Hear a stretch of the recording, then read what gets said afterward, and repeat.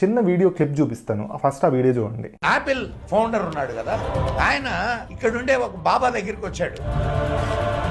Car డిక్కీలో ఎదిగితే ఒక Apple పండు దొరికింది, అది బాబాకి ఇచ్చాడు. బాబా కొరికి ఇచ్చాడు. ఇప్పుడు యాపిల్ సింబల్ అది. యాపిల్ హిస్టరీలోకి వెళ్తే 1976లో ముగ్గురు కలిసి ఈ యాపిల్ కంపెనీని స్టార్ట్ చేశారు.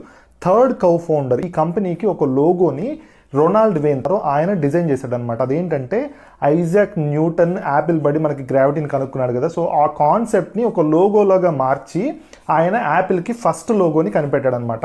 ఇది గురించి ఎక్కువ మందికి తెలిసి ఉండకపోవచ్చు, ఎందుకంటే యాపిల్ కంపెనీ స్టార్ట్ చేసిన వితిన్ 12 daysలో ఆయన కంపెనీ నుంచి బయటకు వెళ్ళిపోయాడు కాబట్టి ఆయన గురించి పెద్దగా ఎవరికి తెలియదు. 1977లో స్టీవ్ జాబ్స్ యాపిల్ లోగోని మనం సింపుల్గా మారుద్దాం అని చెప్పేసి ఒక యాడ్ ఏజెన్సీ దగ్గరికి వెళ్ళి ఆయనకు కావాల్సిన రిక్వైర్మెంట్స్ అన్ని వాళ్ళకి ఎక్స్ప్లెయిన్ చేశాడు. ఆ యాడ్ ఏజెన్సీ వాళ్ళు ఈ ప్రాజెక్ట్కి రాబ్ జనాఫ్ అని ఒక పర్సన్ని అసైన్ చేశారు.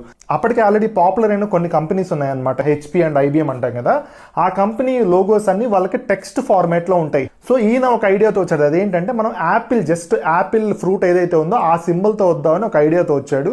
ఐడియాతో వచ్చినప్పుడు చాలా క్వశ్చన్స్ వచ్చినాయి. అదేంటంటే యాపిల్ లాగే ఉండే ఫ్రూట్స్ చాలా ఉంటాయి కదా, చాలా మంది అయితే అది చెర్రీ ఏమో అని చెప్పేసి అనుకున్నారనమాట. సో అది కొంచెం కన్ఫ్యూజ్డ్గా ఉందని చెప్పేసి క్వశ్చన్స్ రైజ్ చేస్తే ఆయన ఇంకొన్ని రోజులు దాని మీద వర్క్ చేసి ఆ యాపిల్ సింబల్కి ఒక బైట్ని యాడ్ చేసి పైన ఒక స్టెమ్ లాగా పెట్టాడు అనమాట. అప్పుడు అది పర్ఫెక్ట్గా యాపిల్ లాగా కనపడింది.